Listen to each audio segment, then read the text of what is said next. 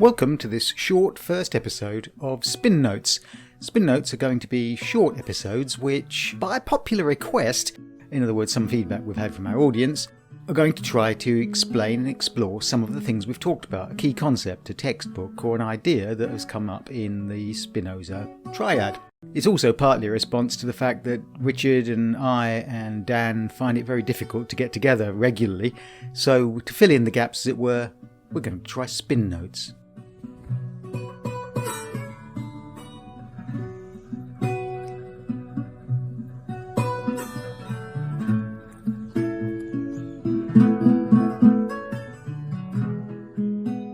What do you think the world is? I know this is a rather open-ended question, but I'm guessing that it is a question that you don't ask yourself very much. I don't particularly. I'm not really asking what the meaning of life is, whether it has some theological purpose, some grand design, but simply what the world is. Now, unless you're a biologist or a doctor or a physicist or a quantum physicist or an experimental physicist or a cosmologist, you'll produce a general kind of answer that's something like this. You'll say, well, I imagine that most things in the world are made up of atoms.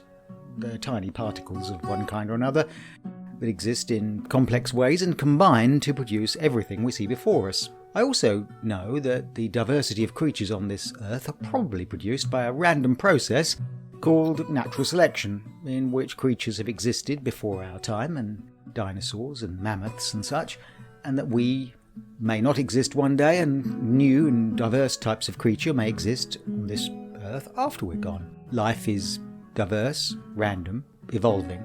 I also look at the world and I don't really imagine that it's particularly governed by superstition. I may occasionally cross my fingers or cast a small prayer when the plane is going through a lot of turbulence, but generally speaking, I don't think there are gods and spirits. I don't think my life is governed by superstitious principles. I doubt that gods can be angered. If I do think of God at all, I park him somewhere to one side of my life to be observed in occasional rituals. But really, my life as it exists on a day-to-day basis is my own, and it's governed by rational principles of cause and effect. Things happen because they have causes. I can ascertain those causes through rational thinking. Atomic principles, natural selection, and rationality. These are probably the underpinning ideas or principles in which you observe the world around you. And when you do that, you might think of yourself as particularly modern.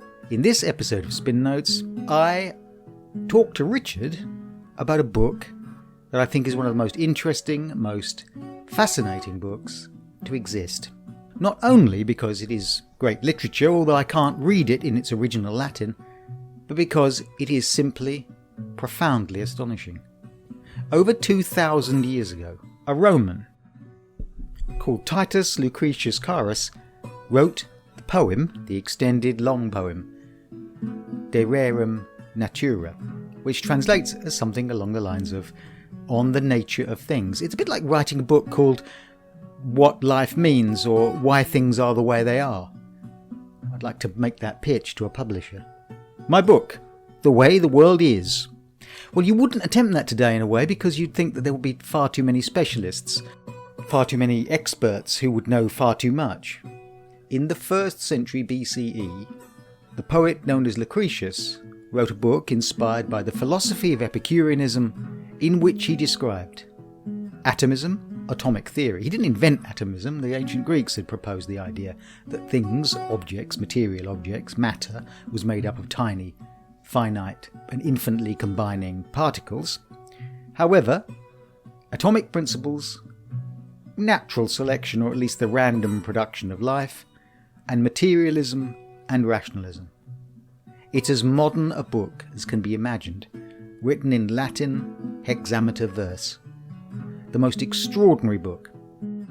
The writer Stephen Greenblatt describes its remarkable survival. The book was written by one author, no other works are known by Lucretius. It certainly is an original. It's survived in its original, possibly unfinished form. It wasn't concocted in the Middle Ages. It's not a product of a modern hoax. But it was written in the 1st century BCE at about the same time as Julius Caesar was around. The Roman Empire hadn't yet reached its height. Lucretius was probably a prosperous Roman, wealthy enough to be commented on by others. Certainly the book is known about long before copies of it were discovered. Writers such as Cicero comment on it.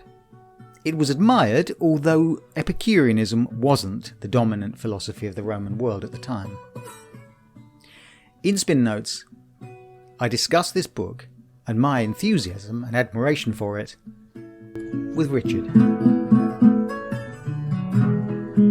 Well, it was you that first told me about this book and its relationship to Epicurus, John. I think it was once many years ago over a coffee in a break.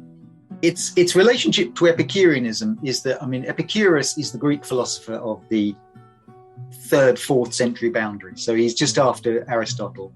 And he's an Athenian philosopher, travels around the islands. I think he goes to Samos and he comes back to Athens and he sets up a school after the school of Plato's school and after Aristotle's school, Lyceum and the Academy and so on. He sets up a school called the Garden. And it's open to women, it's open to men, and and he espouses a philosophy of Epicureanism or hedonism, and pain and pleasure. Pleasure is the absence of pain. Lucretius, on the other hand, is a Roman of the 1st century BC, so you're nearly 300 years later. Almost nothing's known about him. He's clearly an Epicurean, but Epicureanism is really popular in Rome. It's not the dominant idea. The dominant philosophy is Stoicism in the 1st century BC. But when they got into the library at Pompeii, the Villa of the Papyri, as it's called the Villa of the Papyri because they found all these papyrus scrolls. So they find an aristocrat's library of books, and books in those days are scrolls. And they've been turned and have been carbonized and into blocks. and they cannot be read, and they try and break them apart. They can't read them. They turn to dust and all this stuff. These papyrus scrolls, and now they can sort of read some of them because they can scan them without trying to unfurl them in some manner technical. And what they've discovered is this library is largely Epicurean. So there's a rich Roman of the 1st century BC, 1st century AD actually, that's Pompeii. So he's reading Epicureanism. So Epicureanism is a fairly mainstream idea among the wealthy. Right. And lots of these papyri books, they refer to Epicurean thought, and lots of references to Epicurus and references to Lucretius, and mostly they're by a philosopher called Philodemus. But Lucretius is a rich Roman, probably a rich Roman, nothing's known about him much, and he writes an extended Latin poem in hexameter verse, trying to explain to Romans the ideas of Epicurus. So that's what it is. He's basically an exponent of it. Probably all the ideas in it are what he has gained from reading Epicurean philosophers and Epicurus and books of Epicurus that have since been lost, but he's referring to. So what little of Epicurus has remained, and very little remained, he's only ever quoted by other people, as it were, the principal exponent left to us of Epicureanism is Lucretius. It's in verse, so it's in what's known as hexameter. Yeah. One of its reasons it survived is because it's pretty wonderful Latin. I can't read Latin. But which you don't get in a colloquially. There are all sorts of translations and people have translated it to try and capture the beauty. And there's a lot of poetic analogies to it. So he's using lots of poetic metaphors and poetic ideas. He's trying to explain to you what Epicurus is about. Right. But for those that read Latin, it's a very high form, a very structured, very beautiful. So for schoolboys of the 19th century, it's translate that. That's how you do Latin. That's right. The good stuff. So it's classic high Latin poetry.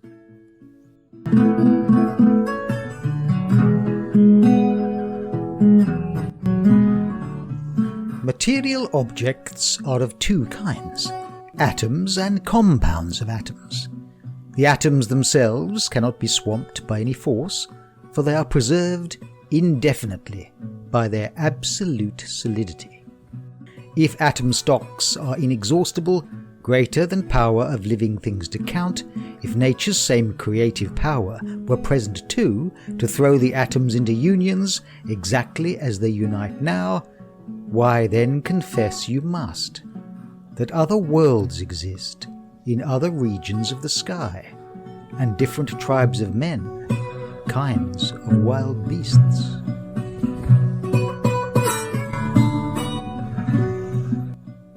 Lucretius, on the nature of things.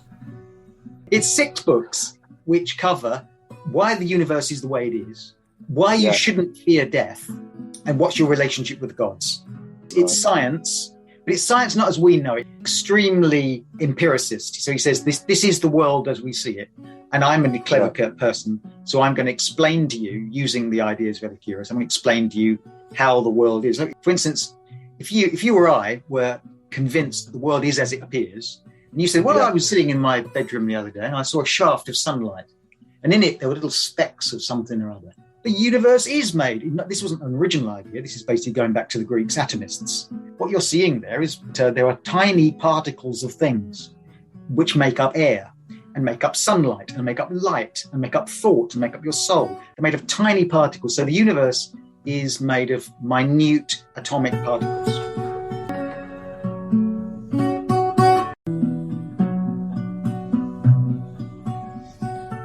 There is not anything which returns to nothing, but all things return dissolved into their elements. If the world is the product of nothing but natural forces and natural law, divine intervention is impossible. The atoms in it must be used over and over again.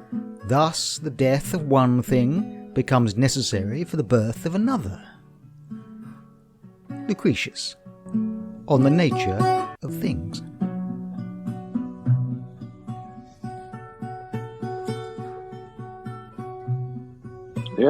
Not bad. That seems to make a kind of empirical sense, just because of my observation around me. I can't see air, but I can feel it. So what's hitting my hand then? Well, it must be invisible, tiny particles. When I light a fire, it goes up into the air, and so on. So all the evidence you have, it's a bit, but except what you're going to rule out is magic, superstition. And where do the gods come into this? The gods are just simply they're a feature of nature. I think we talked about this earlier in the previous podcast about Stoicism. That as far as the Epicureans are concerned, unlike the Stoics believe there's a sort of force of good working behind the universe. But for the Epicureans, the gods are simply creatures, right? Unusually powerful ones. They're not interested in us at all, and have no effect on our lives. No more than if you came across a lion. It might be dangerous to get too close to it, or a unicorn for that matter.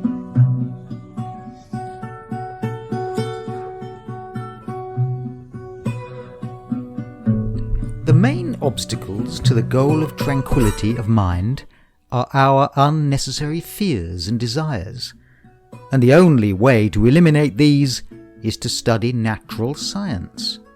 The most serious disturbances of all are fear of death, including fear of punishment after death, and fear of the gods. Scientific inquiry removes fear of death by showing that the mind and the spirit are material and mortal, so that they cannot live on after we die. As Epicurus neatly and logically puts it, death is nothing to us. When we exist, death is not present, and when death is present, we do not exist. Consequently, it does not concern either the living or the dead, since for the living it is non-existent and the dead no longer exist.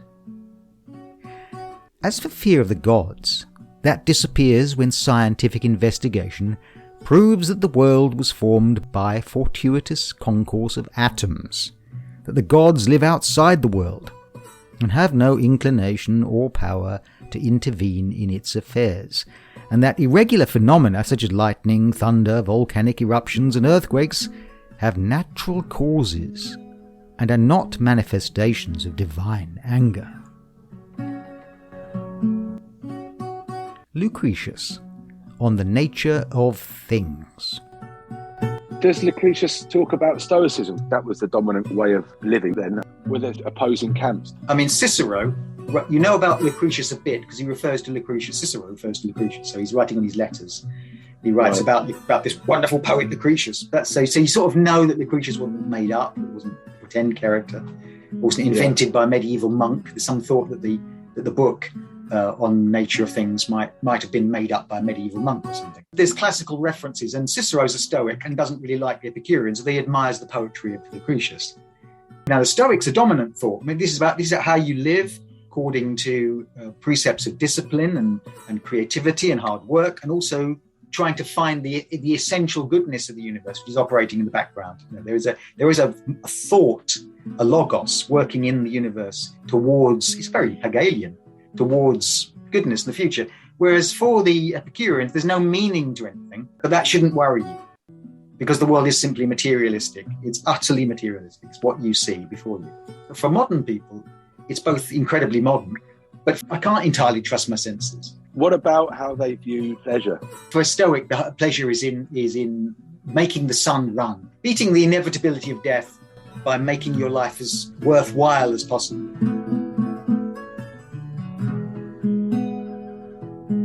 It is not that we have a short time to live, but that we waste a lot of it. Life is long enough, and a sufficiently generous amount has been given to us for the highest achievements if it were all well invested. But when it is wasted in heedless luxury and spent on no good activity, we are forced at last by death's final constraint to realize that it has passed away before we knew it was passing. So it is. We are not given a short life, but we make it short.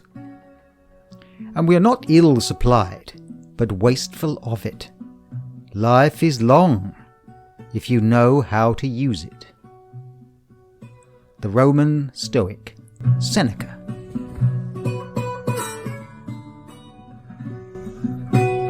Yeah. Whereas the Epicureans are going to, and Lucretius, are going to outline a philosophy famously of hedonism, which is the absence of pain, but not stuff yourself with cakes and beer. It's moderation. But it's principally that if you stuff yourself with cakes and beer, you'll find pain. If you pursue ambition and fruitless attempts to make the world different, and you can't change it, you'll find pain. Effectively, it's almost Buddhist. It's a sort of acceptance of the world the way it is, modest pleasures, and the most modest of all pleasures is the absence of pain. Well, that doesn't entirely work, does it, for you and me? It sort of works. The key there for this stuff is moderation, to Stoicism. The outcome's pretty similar as well, because you're meant to remain indifferent to things that you can't control. So the Stoics would have had that indifference to pleasure. For Epicurus, though you pursue pleasure, you pursue it moderately. It's that definition of pleasure as the absence of pain. And that's what we were talking about at the beginning. You know, are you happy because you're not now working on the kitchen, which is going to give you pain? Or are you not? If I stab myself in the leg, gives me a lot of pain, John. If I stab myself in the leg, it's taking a long time. Yeah. It's, you know, there is. We know that there are all sorts of pleasures. If I sit here now thinking, well, I'm not actually in any pain. I feel relatively painless. I'm having a nice chat. This must be as good as human life gets. Yeah. Well, no, it isn't as good as human life gets. There is some nagging suspicion that I could want more. And then the Epicurean comes back and says, you've got to rid yourself of that. That foolish thought, there's always more. You've got to distance yourself from that sense. It's extremely hard to do. A man leaves his house because he's bored with life at home, and suddenly returns, finding himself no happier abroad. He rushes off to his villa, driving like mad. You'd think he's going to a house on fire, and yawns before he's put a foot inside, or falls asleep and seeks oblivion, or even rushes back to town again. So each man flies from himself, vain hope, because it clings to him the more closely against his will, and hates himself because he is sick in mind, and does not know the cause of his disease. Lucretius, on the nature of things.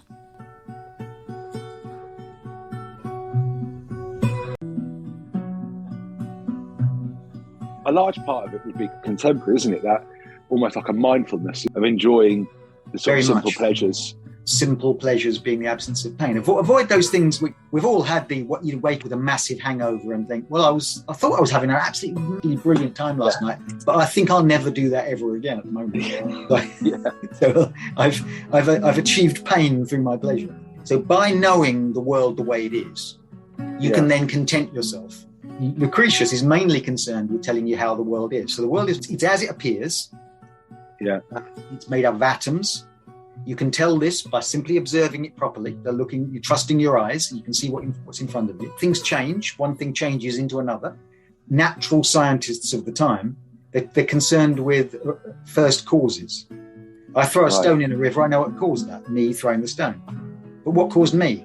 What caused me to think about throwing the stone? So you keep going back back. Yeah. What's the original thing that causes the thing? And if everything is made of minute particles of atoms, what causes these things to form into trees and leaves and antelopes and so on? There are only two things in nature, the atoms and the void. And in the void, the atoms exist. Well, why aren't they just stable? Right. Why isn't the whole universe just a mist of atoms? Yeah. And that's because they're curious, and it doesn't make any scientific sense for us. Well, it doesn't. The atoms collide occasionally, they swerve together. And in their collision, some atoms connect and some don't. Well, he's describing natural selection. He doesn't know he's describing natural selection, but it is natural selection. It's not very far away from modern physics. And the swerve and the random nature of tiny particles, you could say that's quantum probability. Oddly modern. I don't think we have to say this, man, God almighty, he's discovered quantum physics and evolutionary stuff. But it does speak to us in a very rational way. The world being that way, me and you have nothing to fear. We have nothing to fear because that rids you of fear of the gods. It rids you of fear of tormenting demons shoving red hot pokers up your bum after you're dead. It rids you of, I need to be living a certain way. You know you don't. You need a very simple life because there's very little, the universe is governed largely by random nature. Right, yeah.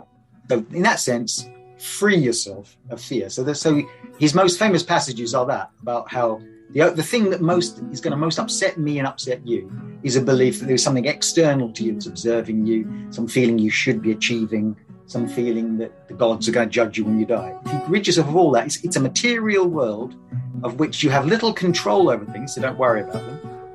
Yeah. And therefore relax.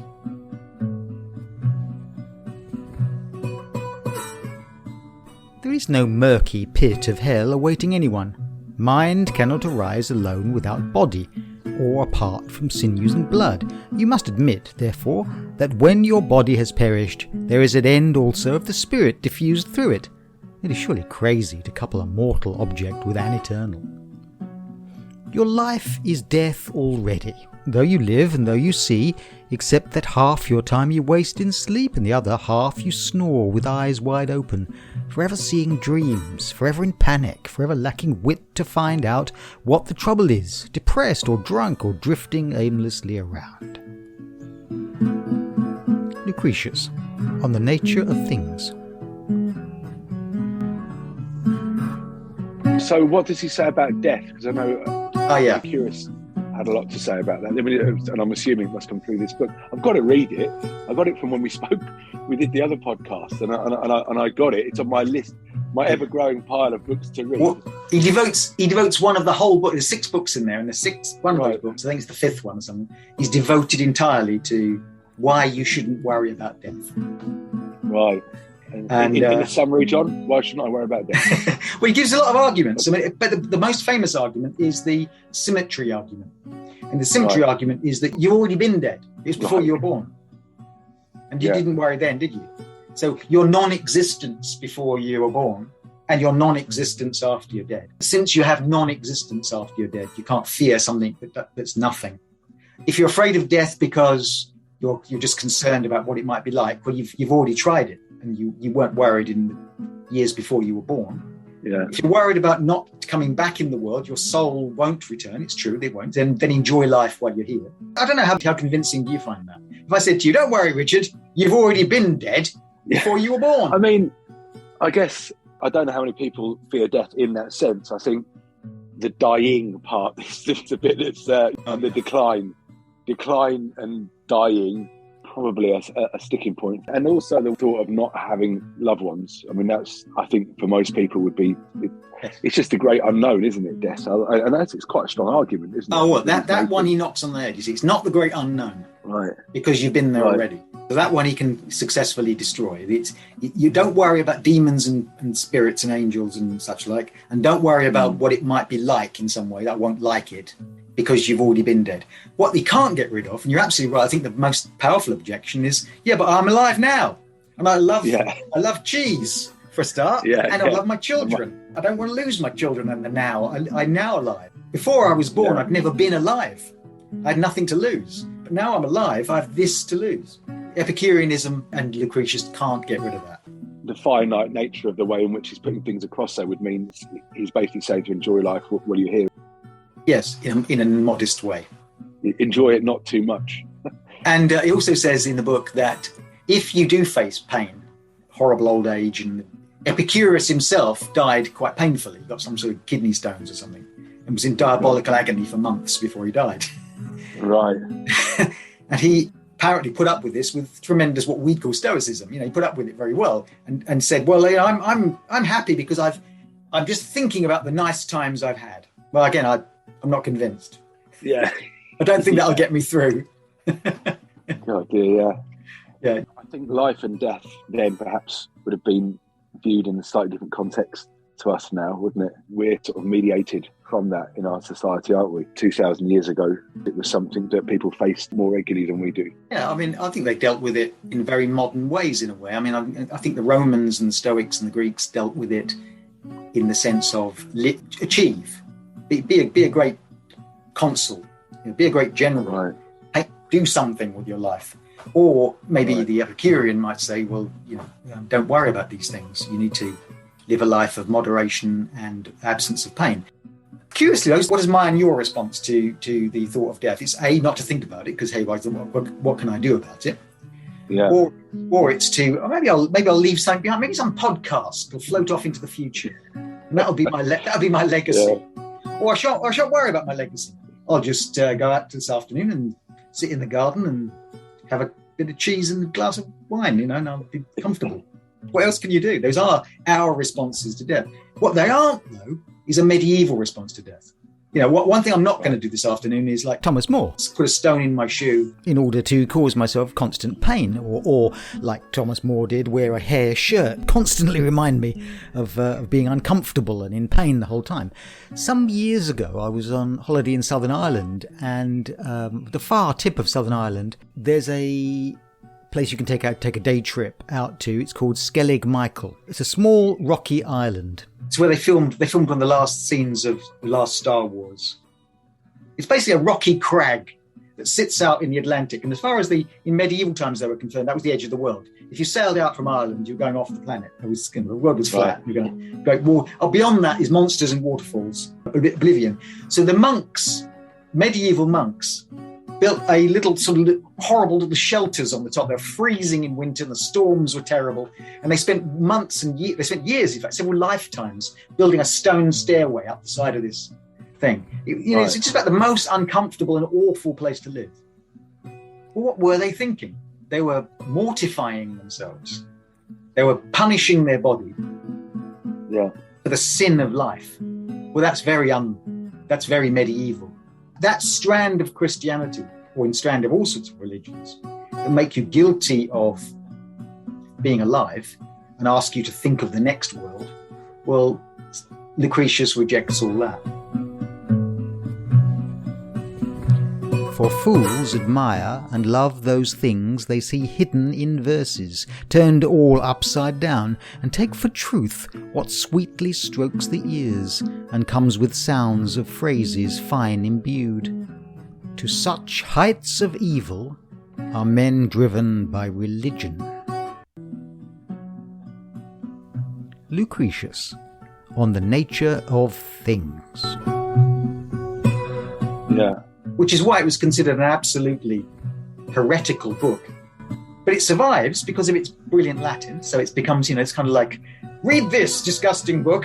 But it's in beautiful Latin, so learn the Latin. Or it's written by non-Christians, so we know they're wrong. So it survives the medieval period. It gets down to like one copy. A writer called Stephen Greenblatt, who describes how a medieval librarian book collector finds literally the last copy of this book.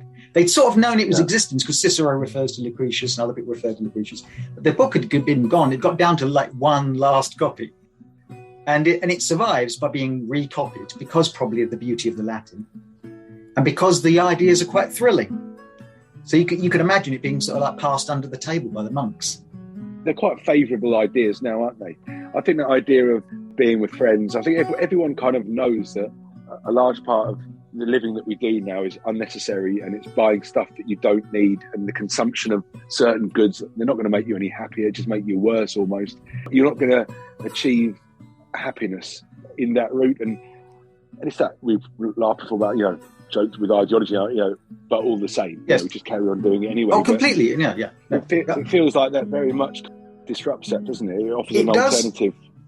No, I think it does feel very appealing, the idea that you buy things and then they break. There's a pursuit of material goods that will never quite satisfy. Yeah. But I'll put this to you, Richard, because I know that if this afternoon, instead of fixing the kitchen, you wandered into town and saw in a shop window a 100-year-old steel guitar that was for some reason a remarkably cheap price, this would give you a great deal of pleasure. It certainly would, yeah. Yeah. I wouldn't think it would be a pleasure that would result in some kind of later on pain. An acquisition of a material thing that would give you pleasure. Again, though, it's reading that Lucretius's point and the Epicurean point with the eye of that moderation, though, isn't it? It's that perhaps if you were to have one steel guitar of 100 years old, or maybe two, or that continually getting more and more of them isn't going to make you more and more happy. There's that moderate kind of middle ground with it, isn't it? Which I think is largely missing nowadays. Terms like moderation don't seem as appealing now, do they? They don't. And excess and having lots of stuff. In the news this week, you discover the Chancellor's wife, Rishi Sunak's wife, is colossally rich. She gets an interest on some investments, £11 million a year, just on interest. That's just one of her sources of income. But she gets £11 million a year, and she had a choice at some point in the past. She thought, well, I can register non-domestic taxpayer, or I can register as a domestic taxpayer, and I'll have £2 million less a year if I do one. Well, I'll have the 2 million on top of the 11. You think, well, okay. So in other words, clearly for you, there isn't enough or moderation. Yeah. It's I'll have whatever I can get. What's that? I've still got, and this is the thing apparently, COVID brain fog. What was the philosophers that did it started with Peter Singer. They worked out what you needed to be happy. And it's about 20 or so grand in the UK. Effective altruism. Then they worked out what would bring maximum for your money, what would bring the most good in the world. So anything over what you would need for your humble living, anything you earn over that gets donated to mosquito nets. I probably butchered that very badly, but... Yeah, effective altruism suggests that you should use your income to the maximum benefit of others. So you do a calculation that mosquito nets are better than guide dogs or tractors, since tractors and guide dogs are much more expensive and aid fewer people. So what the most good you can do with the minimum amount of money, or the maximum amount of money, or the most efficient use of your resources in the world to do the maximum amount of good. Of course, it relies on a subjective idea of what good is, and that keeping people alive using mosquito nets is universally better than providing employment through consumption in the West of goods produced in developing countries, or that to keep people alive using mosquito nets doesn't do anything about the inequalities of a system that reduces poverty and war. Yeah. So you might be keeping people alive in order that they should die in wars or work their lives away in sweatshops. Or you might not be able to judge exactly what the good merits or the merits are of the difference between writing a poem or producing a play or being a teacher in a school than producing a mosquito net, which you can measure. That's only because largely with effective altruism, the effectiveness comes in the measurability of life survival. Yeah. Well, it's not a bad thing, but the Epicureans might come back and say something like, doing no harm is not doing no good. And I know that a criticism of the Epicureans from people like Cicero was that sitting in your garden with your bit of cheese and a glass of wine or glass of water was ultimately self-centered. It did nothing. It didn't attack the world's problems or didn't seek creative greatness in any response. It was ultimately selfish. And of course that comes to the question of whether doing no harm and living a life of moderation is itself an act of altruism.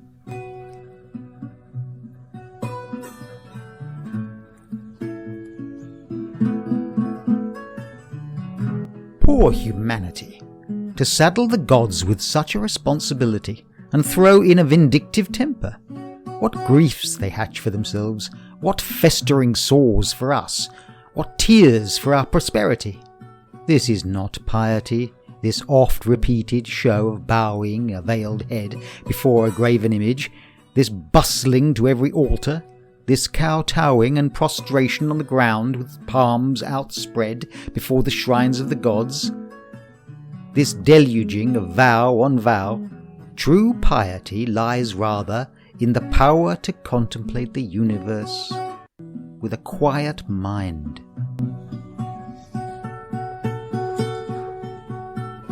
But of course, the trouble is with the Stoics and the Epicureans and Lucretius is us moderns, to some extent, we're going to say something like this. I hear you've given half you've limited your income and you're giving the rest to mosquito nets.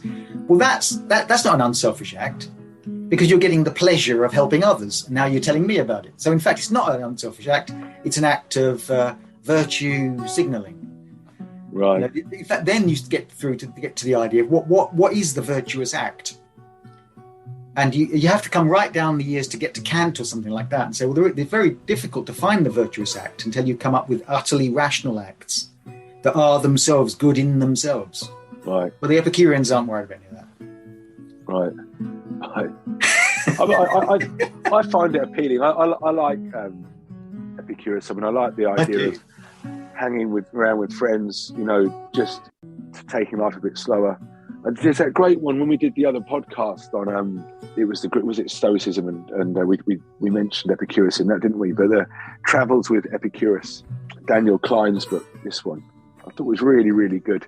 It goes back to Greece. He'd studied when he was younger, and it's about Epicurus and aging. Definitely worth reading.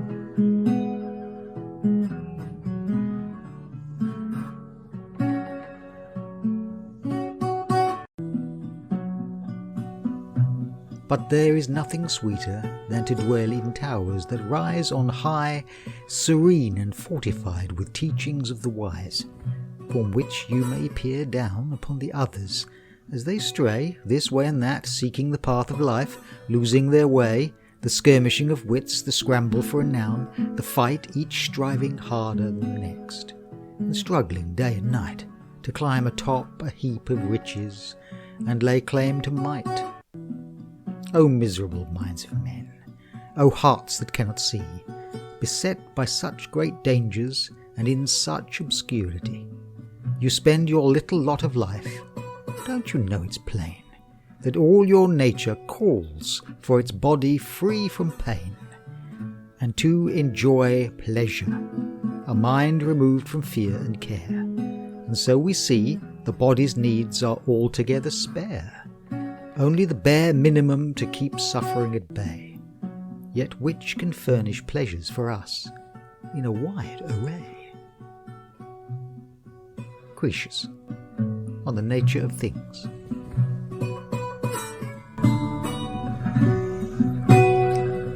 Because the thing about Epicurus is, if you come across this in the medieval times, not only is it passed under the table and a bit sort of naughty and all that stuff, and even if you don't read it for not admiring the Latin, the idea is by the time you get to the Renaissance, by the time you get to the Enlightenment, these ideas are just incredibly. I mean, Thomas Jefferson owned about 4 copies of On the Nature of Things, and what does he start the Declaration of Independence with? Life, liberty, and the pursuit of happiness. I think Jefferson's idea of the pursuit of happiness in the Declaration of Independence is not a million miles away from Epicurus. I don't think Jefferson was thinking pursuit of happiness is accruing lots of money and owning lots of cars, or living a life of high consumption. Jefferson, although he did live a life fairly luxurious and he owned slaves and all this stuff, but if you ignore all that, I think he had an idea of a kind of rural simplicity that would be satisfying to most people. In other words, he's highly influenced by Epicurus. And by Lucretius.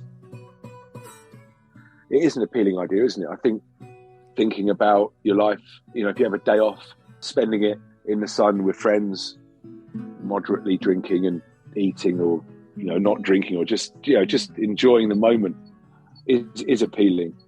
For the Stoics, you're wasting time. You should be doing something creative. A critic of the Epicurean view that you're sitting in the garden having a nice time, but this must end. Yeah. And another critic might be, well, yes, you're sitting in a garden having a nice time, but someone out there must be working somewhere in order that you can do this. It's very much a philosophy of the comfortable, which without the, there's sometimes hard work must be done. I mean, John, you said at the beginning, I always felt like with Stoicism, one of the issues with it would be any form of political change, and it doesn't really deal too well with that. Because Karl Marx did his PhD, Epicurus. Yeah, you can see the influence on Marx's materialism to the way the world operates. It can be understood by rational minds. If Nietzsche says God is dead, well, Lucretius said it two millennia earlier. If Freud says the fear of death shapes the human psyche, well, Lucretius said it 2 millennia earlier. If Hegel says that history is evolving through collision, through a dialectic, well, that's Lucretius' swerve, collision of atoms and the formation of the new. There you have Hegel, Marx, Nietzsche, Freud. You have the modern world. And the most remarkable thing about Lucretius is he's a man of 2,000 years ago, using his mind to simply try and understand the physics of the universe. And the answers he comes up with are not a million miles away from modern physics. They're not using test and hypothesis or any of that kind. It's just simply, I'll look at the world and see what makes sense to me.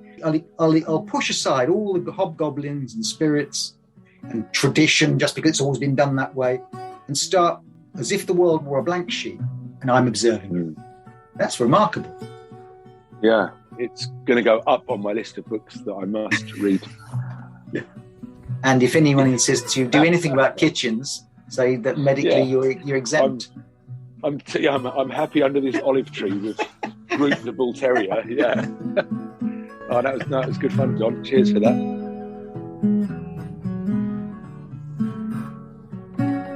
You have been listening to Spin Notes with Dr. Richard Miller and myself, John Gibbs, as we've discussed On the Nature of Things by Lucretius, a text from 2,000 years ago which has been available in monastic libraries and all good bookshops currently. If you've enjoyed this episode, hopefully we'll be together as the Spinoza Triad again soon, where we'll discuss many topics. If you have any ideas or comments or suggestions, please leave them with us or email me, and share this podcast if you've enjoyed it. Thank you for listening.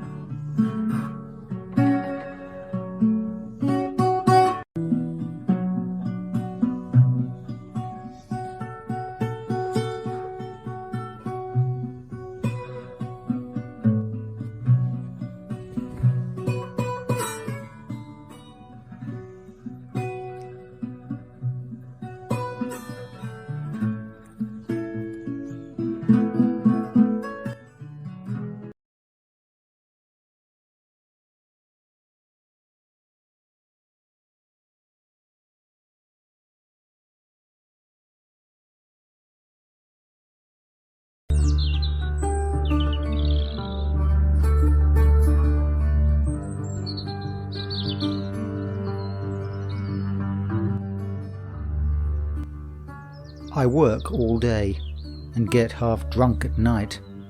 Waking at 4 to soundless dark, I stare. In time the curtain edges will grow light. Till then I see what's really always there. Unresting death. A whole day nearer now. Making all thought impossible, but how and where and when I shall myself die. Arid interrogation. Yet the dread of dying and being dead flashes afresh to hold and horrify. The mind blanks at the glare, not in remorse, the good not done, the love not given, time torn off unused, nor wretchedly because an only life can take so long to climb clear of its wrong beginnings, and may never.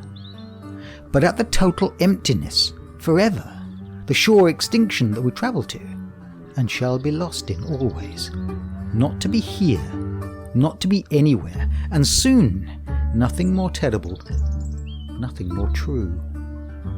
This is a special way of being afraid, no trick dispels. Religion used to try, that vast moth-eaten musical brocade created to pretend we never die. And specious stuff that says no rational being can fear a thing it will not feel. Not seeing that this is what we fear. No sight, no sound, no touch or taste or smell, nothing to think with, nothing to love with. The anaesthetic from which none come round.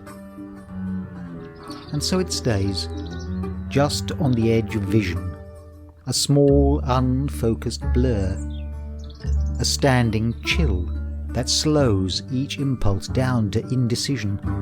Most things may never happen, this one will. And realization of it rages out in furnace fear when we are caught without people or drink. Courage is no good. It means not scaring others. Being brave lets no one off the grave. Death is no different whined at than withstood. Slowly light strengthens, and the room takes shape. It stands plain as a wardrobe. What we know, have always known, know we can't escape, yet can't accept. One side will have to go. Meanwhile, telephones crouch, getting ready to ring. In locked-up offices, all the uncaring, intricate, rented world begins to rouse. The sky is white as clay, with no sun. Work has to be done. Postmen, like doctors, go from house to house. Obeyed by Philip Larkin.